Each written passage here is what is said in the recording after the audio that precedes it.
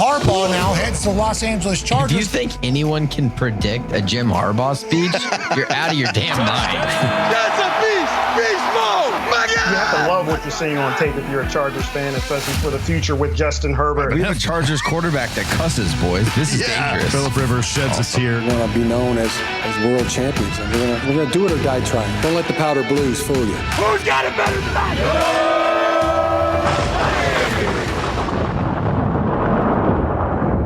Well, heidily ho there, folks. Welcome back to the Charger Chat. I'm your co-host, Wolldog, sitting with my buddy, Kev Huggin Duggan. Oh my God, we're all back together. What does it mean? What does it mean? Oh, it means good things are coming because we've also got Kyle the Coach Duggan with us. We decided to come back, all of us together, when there's not much Charger news to talk about. It's the perfect time. The perfect time. It's meant to be. Absolutely, folks. And we've got a great episode lined up for you with not much happening. We got a Craig experience and an Ask Boltfam lined up for you. So let's waste no time. Start at the top. We do want to give a shout out to one of our faithful listeners. She's been with us since the very beginning. Yeah. And she sadly just lost her dad. And we're so sad to hear that here at the Charger Chat. We're talking about Karen. Karen, we love you. Karen. We're thinking about you. Karen. Sorry. So sorry that happened. Our deepest condolences. And we'll do what we can to try to make you laugh, make you smile. And that's all we can do, really. And we love you. We're thinking about you. We love you so much. So with not much happening this week, it's time to look at the stats. And I think that's what all of Twitter is doing right now is let's look at some stats because shit, there's nothing else to talk about right now. One of the stats that's pretty cool is most passing yards since 2010. So Two quarterbacks. We've had two quarterbacks, Utah. With a sprinkling of a Taylor. Just the slightest pinch of Taylor. Just a pinch of Taylor. Chargers are listed as number 2 with 67,072 yards, just behind the Saints. I was surprised by the Saints. That's it's Drew Drew Brees. Brees was breaking records. That's true. He was breaking records. The entire 2010s. Yeah. So pretty cool. Chargers sitting there at second with the second most passing yards since 2010. Who's shocked you on this list? It's kind of surprising that the Raiders are all like 13. That's pretty middle of the pack for them. I thought they would have been much further down there. Yeah, they suck. They suck so bad. I was like, they got to be 30, 32, right? That was all Derek Carr. And then he jumped into number 1 there at the end there. So whatever. Yeah. Yeah. That feels good to be at the top. It does, actually. Feels good to be at the top. Looking down on everybody. But think of it this way, like we've had so much good football play in terms of like a quarterback just throwing the rock around. So we just expect excitement in that part of the game. Yeah. You know what I mean? A big time. Let's see some other stats. Looking specifically at Justin Herbert last year, it came out that he was the third best as far as passing grade goes with a 90.2. His big time throw rate was 6th in the league last year at 5.7. I don't know what big time throw is, but I like it. I like being 6th. It's a block of granite. It's on the patch. That's how he gets there. That's how you earn it. Provocative. 107 and a half or whatever the fuck he gets extra points for that. Yeah. Average depth of target, 9.2. Play action passing grade, 94.7. That's first, by the way. Play action passing grade, 94.7. He's a monster when he's healthy. And passing grade on over 10 yards, 95.9, third. And passing grade under center, 94.6. First yet again. So all of that being said, it makes it very interesting when Warren Sharp points out that the highest rate of incompletions due to receiver error, Chargers have 20%. Not quarterback error, receiver error. Yeah. So with receivers erroring, and yet Herbert can still be first in play action pass grade, first in passing grade under center, third overall passing grade, and your receivers are erring 20%, highest rate. Well, they deep dived a little more into it, like the amount of like drops that Palmer had and Q had in the last year were like astronomical. Really? So we'll see. I think we're set up for a little bit more of success this year. Yeah.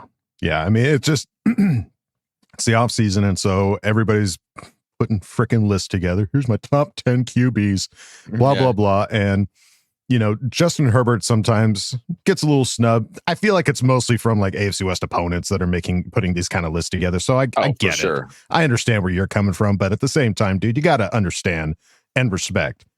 The guy is going out there and just playing his balls off, and you see it. Those balls are flying. Those balls are flying. I think he's just entered into a stage now where everyone knows that he's a good quarterback, but he just hasn't won in the playoffs yet. You know, you get like he does, yeah. You get like 3 years of grace of like, oh, you're just a young guy. You're good though. Like you're really like Bo Nix right now. Yeah, really good. Like he puts up the stats. Has he won in the playoffs? No, but you get a couple of years to figure that out. Now that Justin's year 5, like he's five years in, it's all right. Yeah, you're good. We all know you're good, but you're not going to be in that top level of quarterback anymore unless you win in the playoffs. So I think that's just the reality of those charts that they have coming out right now. It's he's been in the league too long not to have won a playoff game with how good he is. Sure. Oh, for sure. I agree. Well, I mean, we know how much of that accounts for coaching. We know it's a team played sport. We've shouted that till we're blue in the face. So yeah, this is going to be exciting to see what he does now in the sophomore year with Jim Harbaugh. The other stat that has come out, most sacks in NFL history before the age of ... Now, I'm very happy to see that 23 and 24, we've got Sean Merriman from the Chargers had the most sacks in NFL history before the age of 23 and 24. He went crazy. Went out of his shot out in his second year. Yeah, he went absolutely like insane with sacks. In his early 20s, the lights were constantly out. You couldn't see shit. Honestly. Couldn't see nothing if you were with the San Diego Chargers because Sean Merriman was out there shutting shit down. And that's just awesome to see the Chargers being represented here. In this list, too, I got to give a shout out to Reggie White because the age of 30 to 40, he had the most sacks in that entire 10 years. He went out of his mind, for a decade. That's the dude right there. So But dude, Myles Garrett could catch him because Myles Garrett now is 28, 29. He has the most sacks ever at that age. It's true. And he's only creeping up that list. I mean, he's got a chance to run the table here. Yeah. 11 more years with the Browns. You think he can do it with the Browns? Not with the I don't know. Why not? No one cares. Yeah. No one cares. They got one guy that could tackle us. Okay, here we go. Let's just we don't need a game plan. Let's just go beat the Browns. Let's see what else do we got here. Last time with an all-pro wide receiver.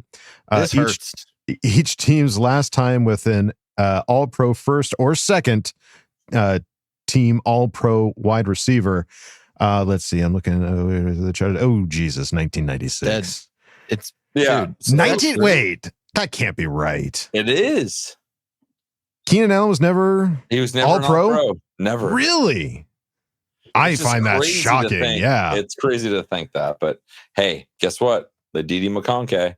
Let's change this shit real quick. So yeah, for sure. I think Ladidi absolutely has a chance, especially if he could just get some freaking help too, and isn't like the only wide open wide receiver out there and the only one that's not dropping it. So then the question becomes 1996. Who was that? Who was that all-pro wide receiver in 96? You want me to go to Google? Who's got it? Kyle looks like he's Googling. Well, I Googled AI gave me Lance Allworth was the last 1969. So that's not right. You got your 9s and your 6s mixed up there. Yeah. No, I don't trust this list because it says Keenan Allen is one of the most notable, holding the record for most receiving yards as an all-pro. Let's see. He was 6-time Pro Bowl selection. He didn't get all-pro. He was a Pro Bowl selector, but he wasn't all-pro. So yeah. No. Wow. Yeah, he's comeback player of the year, 6-time Pro Bowl, all rookie team, and first team all pack when he was back in college. Yeah, never made all pro. Never made all pro. Wow. So who was our all pro in 96? Tony Martin. That's my guy. That's our guy. Tony Martin. That's my guy. The name on everybody's lips. The name that whenever you're putting a chart together of top Chargers wide receiver, Tony Martin is always there. I'm going to get a Tony Martin jersey for He's this always season. There. No slam to Tony Martin. It's just I would never have guessed that to be the last all-pro wide receiver for the Chargers, considering the wide receivers that we have had. That's just crazy. Like Vince and Jack, like these guys never. We're sure. God, it doesn't make sense. Are we sure? Well, the proof is in the pudding, and so it's been a hot second for the Chargers to have an all-pro wide receiver. So we will get that fixed ASAP. Another interesting fact. Well, I don't even know if this is a fact. This might just be an opinion from Warren Sharp, ranking the NFL's best offensive lines. So 2025 predicted rankings. So these are predicted rankings from Warren Sharp. Mr. Sharp is predicting that the Chargers have the 6th best offensive line going into the 2025 season. Obviously, yes. With the, I want to be top 5, dude. I know. How are the Broncos too? Were they? I don't remember them having like an elite offensive line. Who did they add? We don't know nothing on this podcast.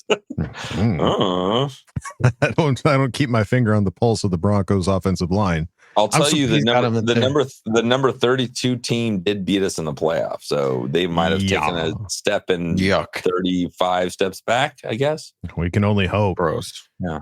I'm surprised the Eagles are listed as number 1 too, considering that we took their big guard. I don't know who they replaced theirs with either. Warren Sharp. Oh, that's just really the Eagles. Know what he's talking about. They won the Super Bowl, so it doesn't matter. Yeah. They could get have the extra 4-year-olds. It'd be fine. Still be number 1. Yeah.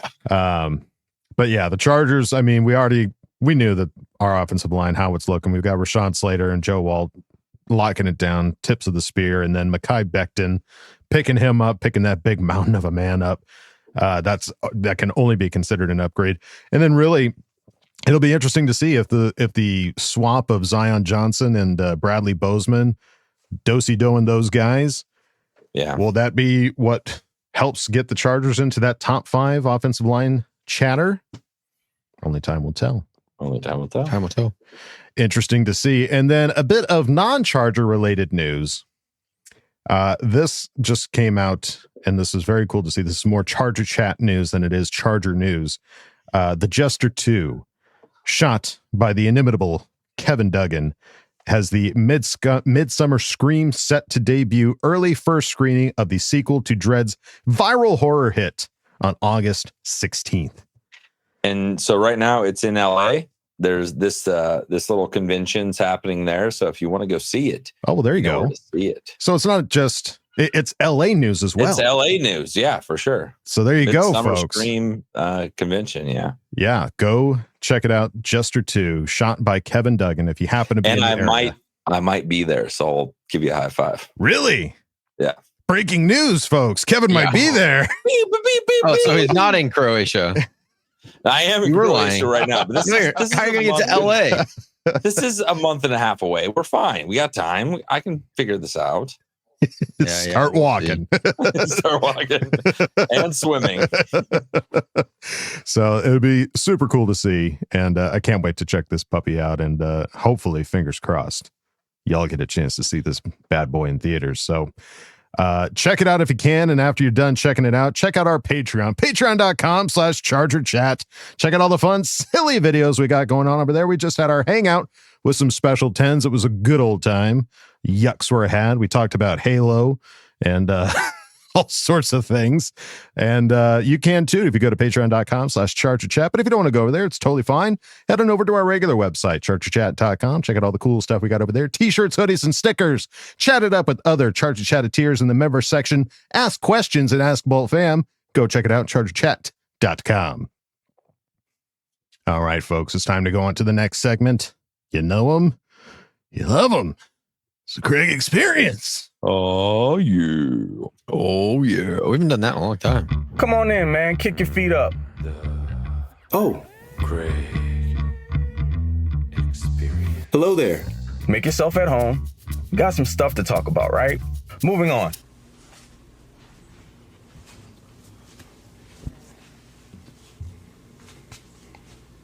Yo, what's going on, gang? You got Craig out here in hot as hell, Texas. That's right. It feels like it's over 100 degrees consistently, really here for like the last 3 or so weeks. It's the downside to living where I live. But hey, Let me stop complaining. You folks up north, you got your snow. I couldn't do that as often as you do, even though I like cold weather. I'm going to stick it out where I am. And again, speaking of kind of being hot in the dog days of summer, as you all know, here we are in that exact same space in the NFL offseason, which sucks because it's boring. There's not a whole lot going on. Training camp does kick off here in a few weeks, which is exciting. And as we're leading into that, there are a couple more things that I want to talk to you folks about with regard to potential moves that could be made going into camp. Something similar to what happened last offseason in Joe Ortiz's first stint as a Chargers general manager. And what do you know? They came up with a game changer in the secondary. And I'm expecting potentially maybe another opportunity there and at another position as well. So without further ado, let's get into that. But where are my manners? CC gang.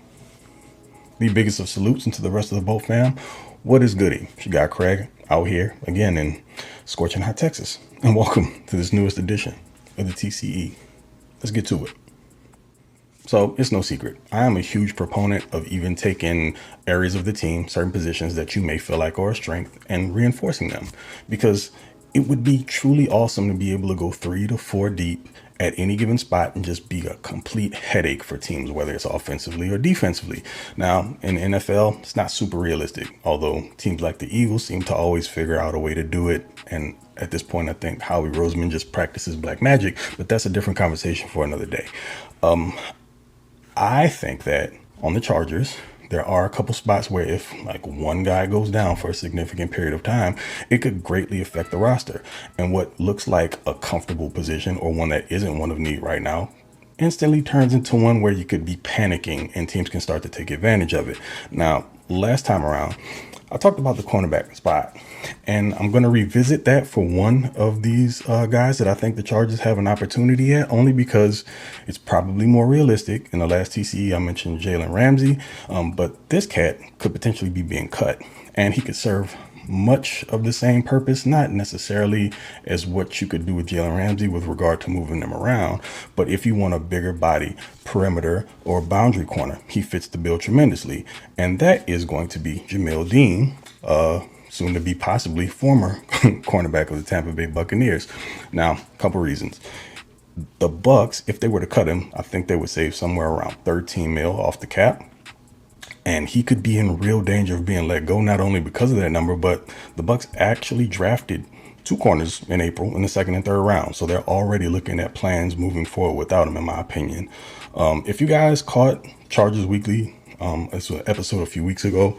I think Matt Money and I think Jalil Adai might have been co-hosting this one. They sat down with Jesse Minter and they talked about player skill sets. And Minter definitely mentioned that the benefit of having a corner or corners with true man-to-man cover skill sets, how advantageous that is. Like, he wants guys that can do everything, but having a man-to-man corner, a guy that can go out on the island and defend teams' best wide receiving threats, would definitely be an advantage. Now, Dean, ironically enough, can play both man and zone at a relatively high clip.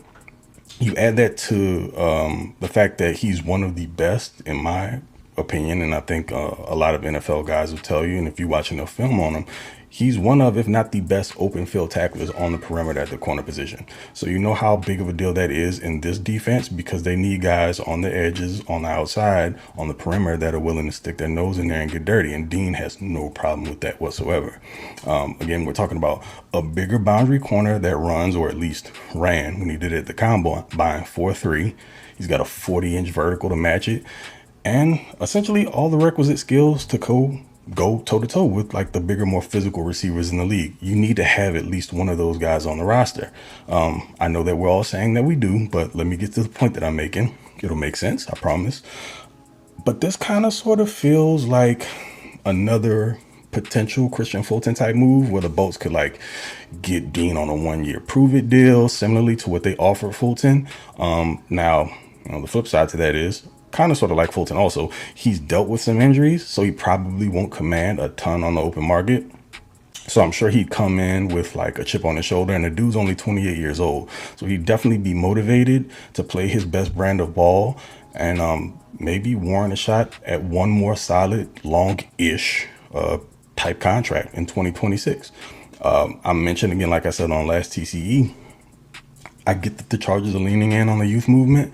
You got Tarheeb still and Cam Hart, who matches, what I'm talking about with Dean from a physical standpoint, at least from the height, weight, size standpoint, should I say. And I'm definitely not ignoring like the Dante Jackson signing either, but Hart, let's be honest, he was hit with the injury bug on at least 3 separate occasions last season. It was 2 concussions and 1 shoulder injury to end it all in the wild card game against the Texans. And if he were to go down again for any reason, the next corner on the roster with his size, it's going to be Benjamin St. Juste, who the Chargers just brought in free agency also. And he is absolutely a work in progress, to say the least. So to me, Jamel Dean could make sense. Now, the second name is one that I really like. I'm not sure how realistic this ends up being because, he could just get an extension where he is, but I think there's probably some conversation and concern about maybe that not happening based on some previous injury history and development or slower development. But nevertheless, that name's going to be Odafe Owe, the edge from the Baltimore Ravens. And I know I just mentioned teams lucking their way into top 10-ish talents. The Ravens are no different. In April, they fell, or Mike Green fell into their laps into the second round due to some off-season or off-the-field concerns. And this might actually make Owe a trade candidate for the Ravens because, like I mentioned before, they seem a little bit skittish on giving him a long-term extension. I know they picked up his 5th-year option, but we'll just see where that goes. And why I think Owe makes sense for the Chargers, it's simple. Even with the drafting of Kyle Kennard, they still really lack a freakishly athletic edge presence with that length that can get to or track down those more fleet of foot QBs that the Chargers are ultimately going to have to face again during the regular season and in an AFC playoff run. All the usual suspects, Lamar Jackson, Josh Allen, Bo Nix, and of course the guy out in KC that really prances instead of runs around. Yeah, him too. But Khalil Mack, at this point of his career, he's still an elite edge setter against the run, and that, that'll still track, it'll fly. But he gives you just, I would say, solid juice off the edge. Thule's game is sort of like a less athletic version of Max, if that makes sense. I know Thule's younger, so by way of that, you would assume he's a little bit better athlete, but Thule's not really known for his athleticism. He's effort and strength, and he can set a solid edge as well. Then there's Bud Dupree. And Bud doesn't offer a ton with regard to getting after the QB. I know historically, when he was drafted, he was looked at as an athletic freak, and he was coming out of Kentucky, but that didn't necessarily translate over to the NFL, I think, the way that some feel like it would have. So his career has kind of been somewhat of a disappointment. Bud's made some huge strides throughout the years, and he's been a difference maker on certain teams, like in his days with Pittsburgh. Definitely don't want to slight him there in any way, shape, or form, but he's not really that anymore. And so you're getting an older, less explosive version of him. And look, I get it. Kyle Kennard was definitely drafted this year to be one of those difference makers on the edge. And he's probably going to be more like a situational pass rusher in his rookie campaign. And right now, run defense isn't really a strong suit for him either. Now, when we're talking what Owe does, he basically helps you kill 2 birds with 1 stone. Dude is just one of those classic Penn State freakazoid rushers that seem to manufacture almost annually. Come on. The dude's 6'5", 250-ish pounds. He's got a 40-inch vert, an 11-foot broad jump, and ran a sub 4.40. I think it was 4.37 somewhere along those lines. But even more importantly, he's got 90th percentile 10 and 20 yard splits. And as an edge rusher, that's what matters the most. And he's essentially the definition of what explosiveness is. And he's still pretty much scratching the surface of his ability, in my opinion. Now, you add to that the fact that this may be Khalil's last dance, and even with the Dupree signing, Bud Dupree signing that extension, bringing in a 26-year-old Owe still helps quell some of those long-term question marks at a premium position, let's be honest. And the beginning of Owe's career has been sort of a slow burn. And he's also had some injury issues, as I mentioned before. But, dude is coming off of his first double-digit sack season, so he's ascending. And this is sort of kind of another one of those 6 degrees of separation deals with Joe Ortiz is he was like a part of the staff that scouted and ultimately drafted Owe in the back of the first round in 2021.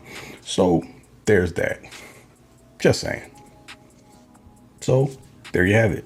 2 more names to keep an eye on going into training camp, and who knows, maybe Joe Ortiz pulls another Elijah Molden out of his hat, and you're talking about a guy that comes in that's not just a contributor, but someone who turns into a glue guy on the roster and is a complete and utter difference maker that helps the team push into the playoffs and maybe towards a championship opportunity. But that's going to be enough for me today, folks. Y'all know who it is. It's Mr.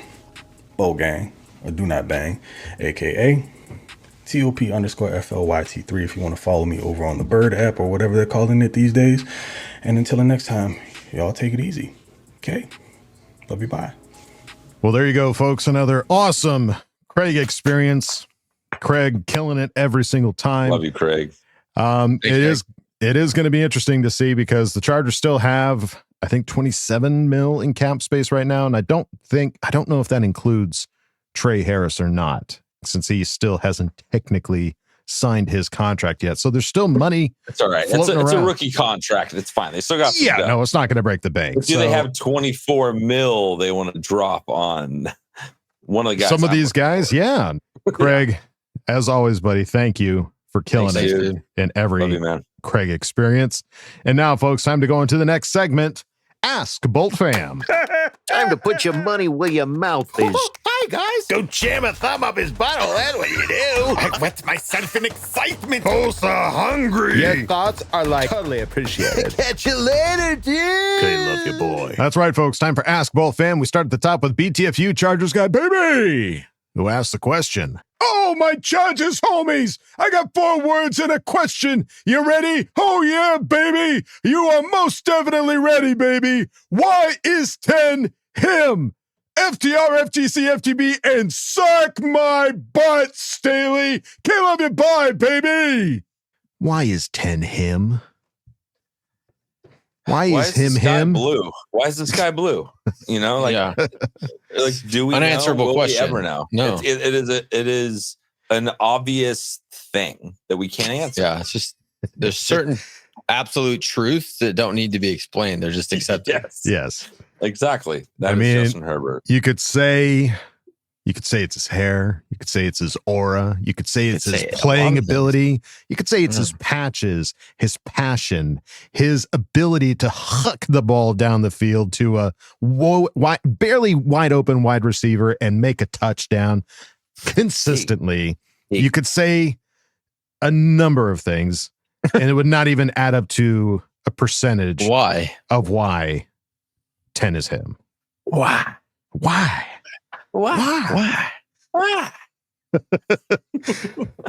So there are many reasons. It would be too long to list in one episode. BTS. Just go back through and listen to all of our episodes of Charger Chat, and that'll explain. Yeah, you can go why he's him. Yeah, just don't listen to the draft episode. Yeah, listen to the draft one first. Do the other episodes after that. No, start at the draft where Kevin didn't want him. No, and from there on, you'll find out why he's him. No. I disagree.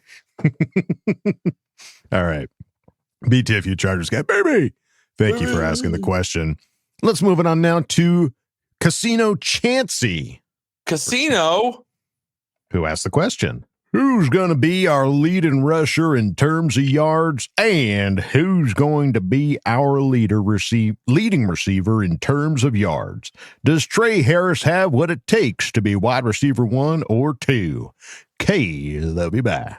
Thanks, Casino. Thank you for the good pull it question. Down. That's the ultimate pull it down. It's like pulling the slot machine. Pulling the slot machine. Gotta pull it down. Mm-hmm. Pull it down, baby. Love it. All right. So leading rusher in terms of yards. 1, 2, 3, go. I'll go Hampton. I think he's gonna catch fire real quick and then just get like the big burst yards. I think he's gonna get equal time and then he's gonna get burst yards. I think it's hard to put any rookie as the leader of anything. I mean, like last year we got real lucky with how good our rookie class did. That's just not always how it goes. Like QJ struggled his rookie season. Mike Williams really struggled his rookie season. Like a lot of rookies, just it takes a little bit of time to get going and get in the zone. I could see Omarion potentially doing it, but if I was a betting man, I would put it on Najee, and then wide receiver room. I don't know how it's not Ladd McConkey. I don't know. Like Trey Harris has the potential to be wide receiver 2 here moving forward, but year 1 against an already established Ladd who has that chemistry with Justin. I mean, he's going to be a 1,000-yard guy.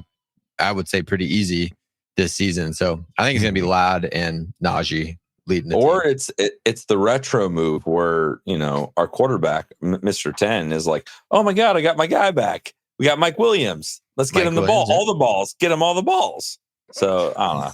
It's hard to say. I think with D.D. McConkey is absolutely the right answer, but I think the closest one to that is Mike Williams. Yeah. I would agree. So not Trey Harris to answer the question. Not Trey Harris. No, not Trey Harris. Back to what you said originally about shitting on my running back pick. I think the early pick for the wide receiver is a little too soon for him getting like the most yards. Yeah, I would agree. I think McConkey will be wide receiver 1 in terms of yards, and I think Najee will be the yard getter. You got Najee? Yeah, I mean, the guy's got consistent 1,000-yard seasons. Not that Omarion's not going to get 1,000 yards. I could see Omarion getting the most maybe receiving yards in the running back room for sure. I could see that being a possibility. I like that. 1,000 receiving yards. 1,000 receiving yards for the running back. Come on. Why not? We'll do it live. Sign me up. Casino Chansey, thank you for asking the question. Let's move on now to Justin, who asked the question. I was wondering who Aronde Gadsden Jr. reminds you of. When he's running down that field, I think he looks a lot like the late, great Vincent Jackson. Am I wrong? And who of you 3 would come out on top of an arm wrestling competition? I'm out like a boner in sweatpants. Justin. Nice. That was Love bad. it. Well done. All right. I loved it. He had a question and he pitted us against each other. This is the perfect question for Charging Chat Podcast. Classic. It is a good one. Love it. That's a good one. Well done, Justin. Well, I can't speak to Gadsden reminding us of Vincent Jackson. I certainly remember Vincent Jackson. I haven't seen enough of the Gadsden play tape to personally make the comparison. However, if that is the comparison, sign me up. Sweet. Yeah. Yes, please. I have a comparison, but it's not for the normal reasons. Is it the sweatpant reason? Okay. No, not the boner. I'm just trying to understand where you're going. I'm going with he reminds me of Randall Cobb. He's got the most beautiful blue eyes. Cobb. Okay. He's the most beautiful blue eyes, and he's just a good player. So that's Randall Cobb. Okay. And if you look at Randall Cobb's eyes, you'll be like, Kevin, you're right. You're 100% right. Why do we ever doubt you? There you go. There you go. All right. Well, on to the next part. Arm wrestling. Who's pulling it down? Over the top. Over the top. I arm wrestled Kyle in Vegas like 2 years ago, and for whoever got the big bedroom. How'd it go? It didn't go my way, but I think I've been constantly dealing with like a shoulder injury since I was like 18. Because I played hockey now? Oh my God. And I heard I've never got it checked out. So I've never got over it. Been in my prime with my shoulder. So if I maybe went to a specialist and got my shoulder fixed, like maybe I could definitely kick your ass. Okay. All right. So you're in the doctor's office and they go, okay, and why are you here today? I want to beat my little brother in arm wrestling. I want to destroy my little brother in arm wrestling. Make this shit strong. Where do you need it? Give me a cadaver shit. Give me the rookie of the year treatment. I want to go from here to here, and I want to break his nose. Give me extra ligaments in my shoulder.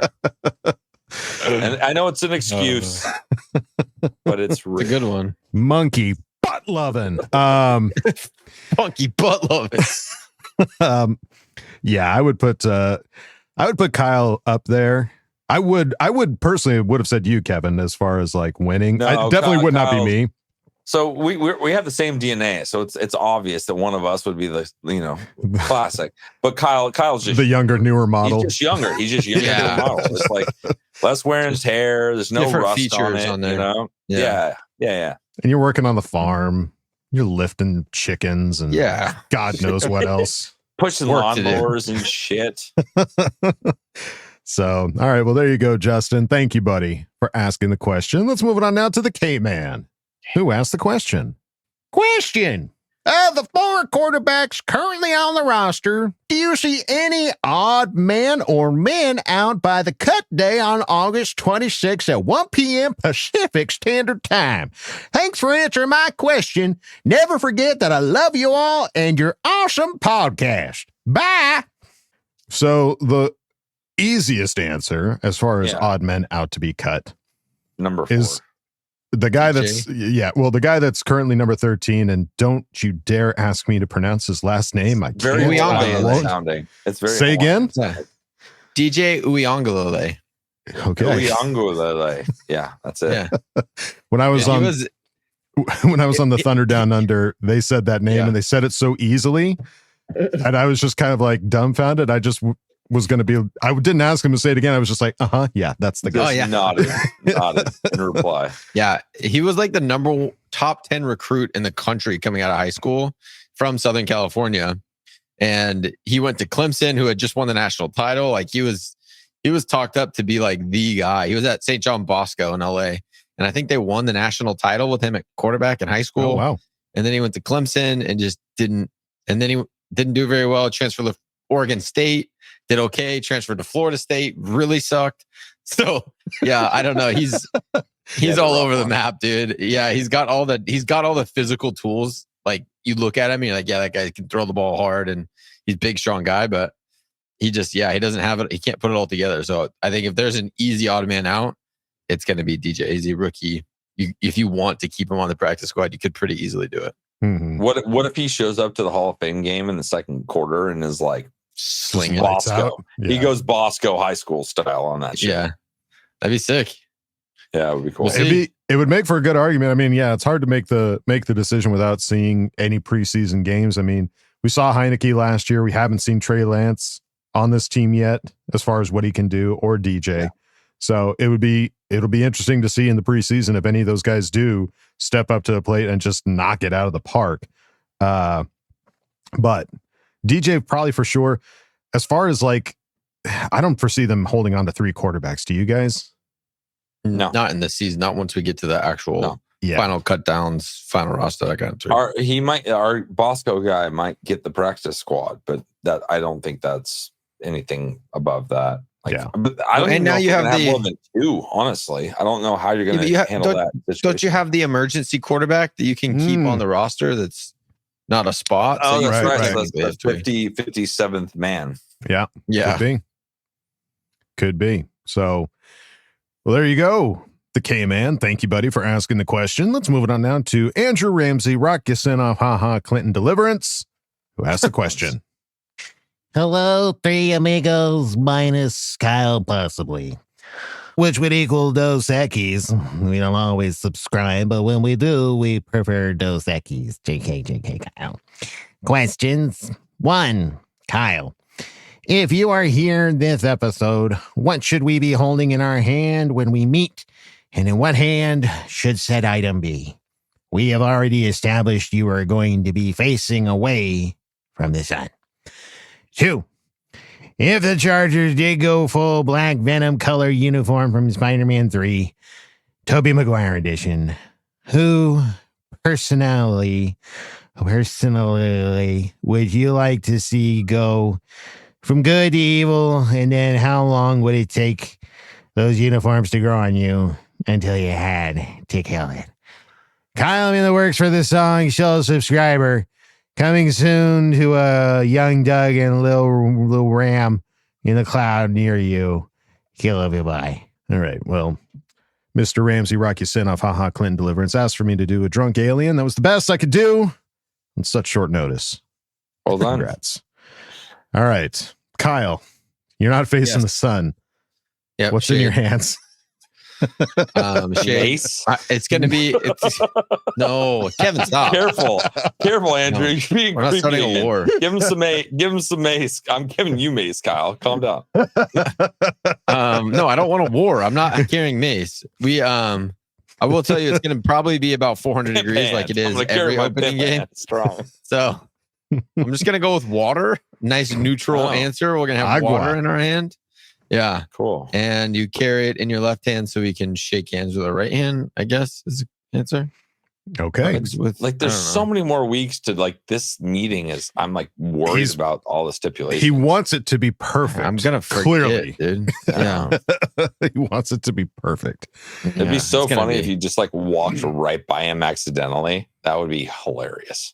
No, it'd be sad as shit. But like there'd be a moment of It'd levity. be sad, but I'd be laughing the whole time. But I'd be like, oh my god, he totally walked by him.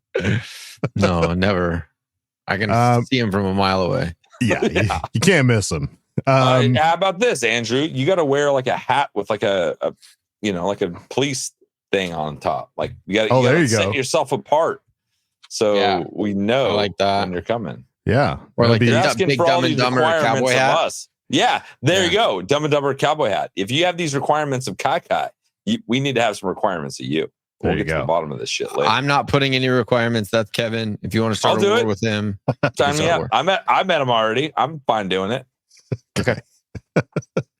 All right. And the full black color uniforms, we mentioned those on our hangout most recently. We were talking about the possible new uniforms, and the full black one didn't go over very well. But if we had those, and who personally would you like to see go from good to evil, and how long would it take those uniforms to grow on you until you had to kill it? So from good to evil, I'm going to say Deion Henley. Deion Henley is the sweetest, nicest guy. Seems really fun. Guy. And just turns evil. Come on, he could be a good bad guy. Goes and murders. Or Khalil Mack could be a good bad guy. Khalil Mack does seem like a nice guy too. He was a Raider. Or Rashawn Slater could be a bad guy. Ooh.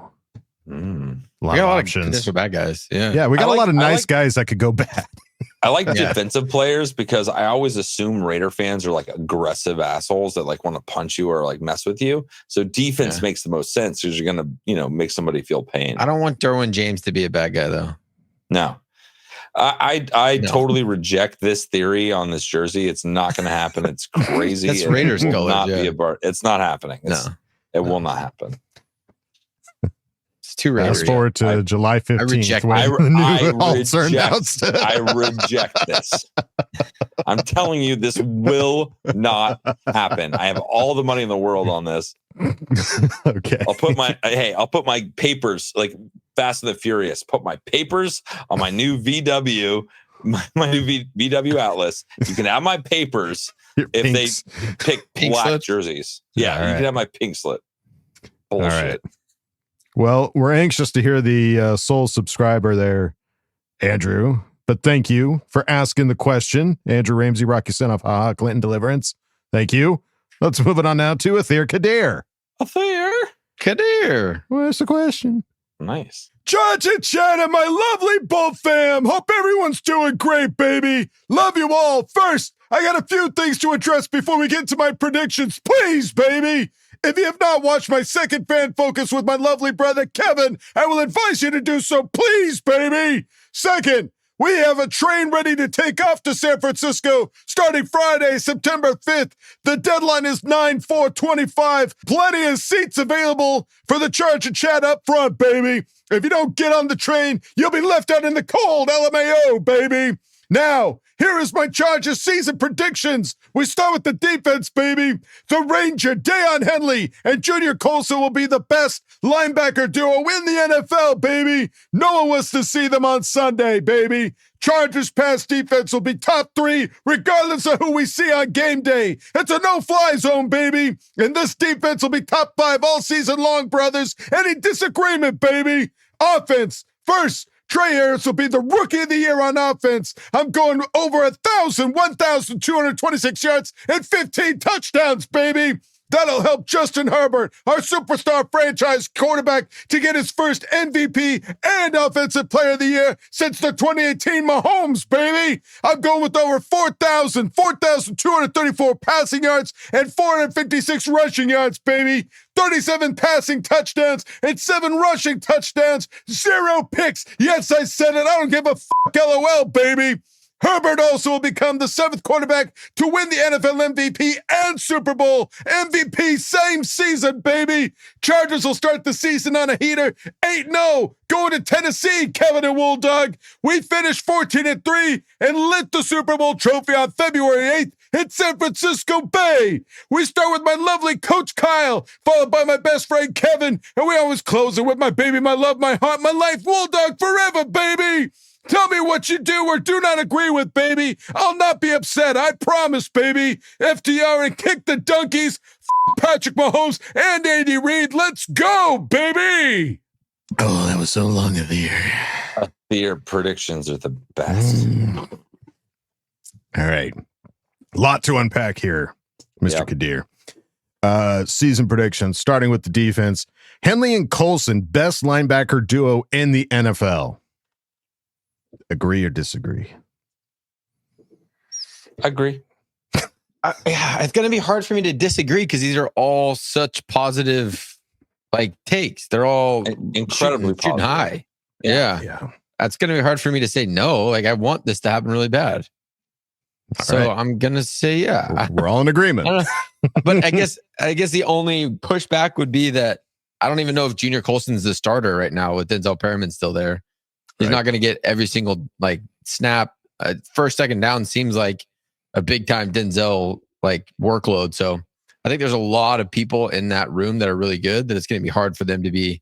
Yeah, these are the best duo in the NFL. But I like it. I'd love to see it happen.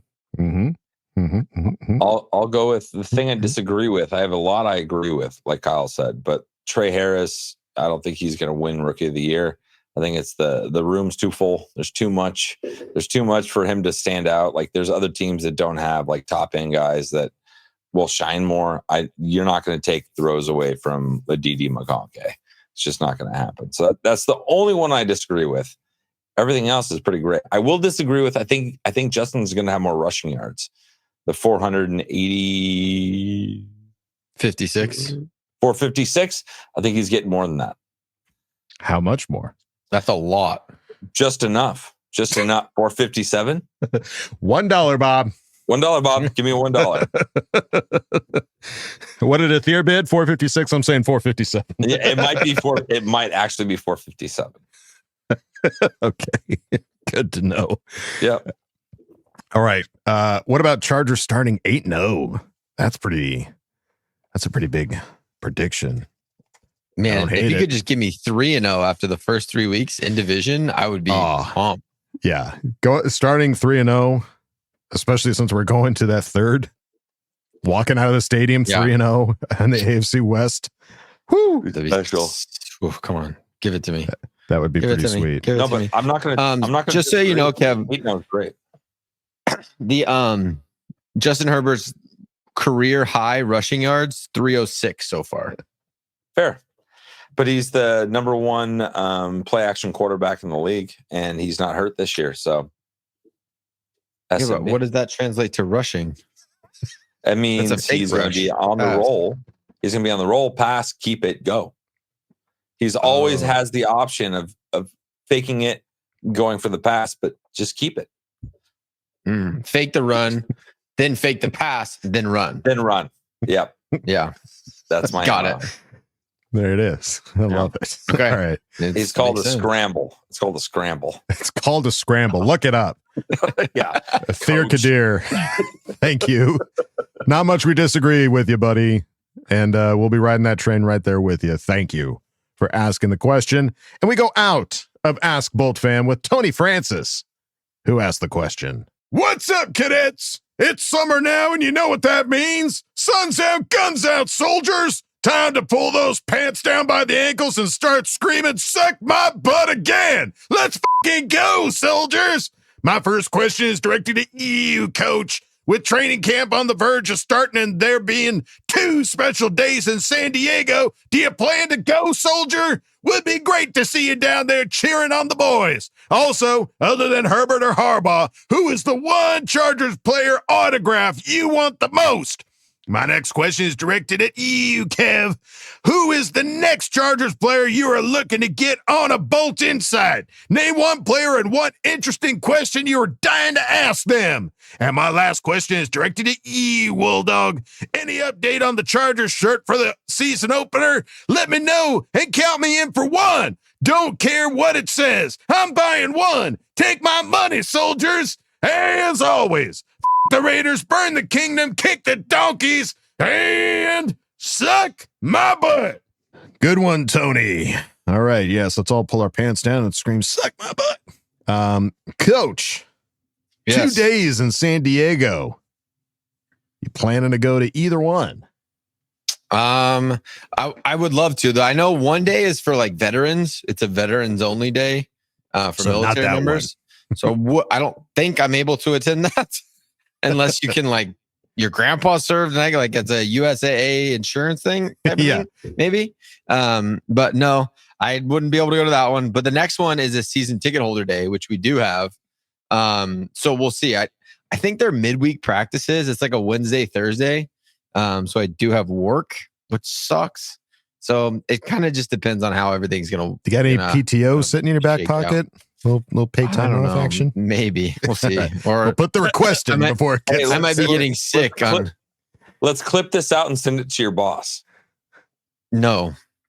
Oh, actually, you know what? I have a coworker that listens to this, so hey, yeah, coworker, I'm not missing work for the Chargers. No, I'm not missing work. Never, for the Chargers. never. But put it in good, no. put it in good word. Yeah. What? No. Yeah. All right. And if there was a player autograph that you would like the most, other than Herbert or Harbaugh? Yeah. I don't know. I'm not as big of an autograph guy as my brother. That probably would have been a better question for Kev. But I think Khalil Mack probably would be the one that I would want the most.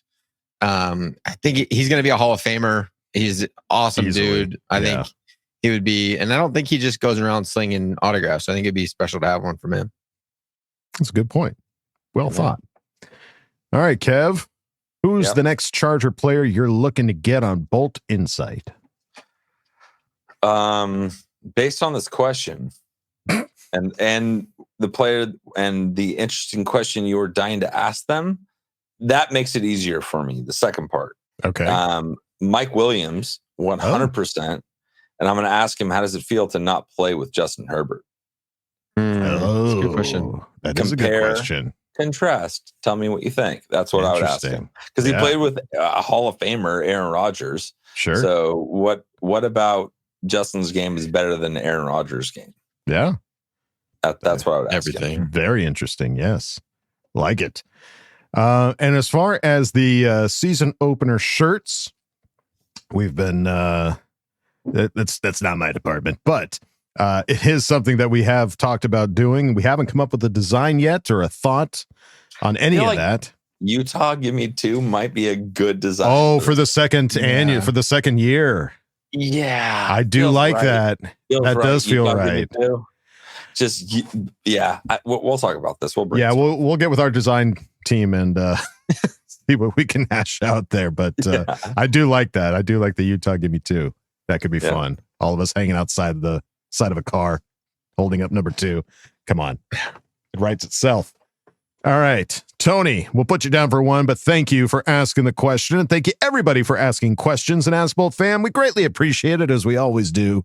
But that's going to do it for this episode of Charger Chat. Any final thoughts there, gentlemen? It's nice to be all back together. I love seeing all you guys. We got the band back together. I'm ready for some Charger action for us to be able to talk about. That's for sure. We're Give just us a few weeks. I was going to say we're a month and 2 days away. 1 day. It's not soon enough. No, it's July, isn't it? July 31st. July 31st. You're right. All right. You're right. There you go. And all right, folks, that's going to do it for us here at Charger Chat. Don't forget to bolt up because we're ready for any squad and any place. Okay, love you. Bye. Okay, love you. Bye. Okay, love you. Bye. And now, a word from our sponsors. Remember when Grandma said, You call that scrambled? and then silently judged you with her eyes? Well, now you can scramble with the confidence of 1,000 grannies. Introducing Herbie Scrambles, the kitchen gadget that does the hard work while you take the credit. Eggs so fluffy, even Grandma will shut her fucking pie hole and eat the damn eggs. Herbie Scrambles. We scramble so you don't get scrambled.